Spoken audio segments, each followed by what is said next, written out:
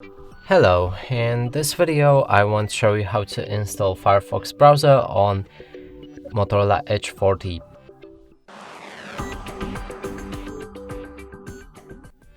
And to do this we'll need to open our Google Play Store. Now in the top search enter Firefox,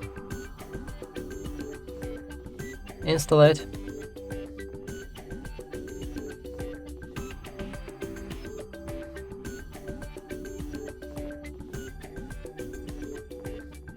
when it's ready click on the open. Here we can set Firefox as a default browser. Next is to sign in to turn on synchronization between other devices and Firefox browsers. I'm gonna skip it with not now. Turn on notifications, let's do that. And from here the browser is ready, we can open any website, and as you can see it works fine.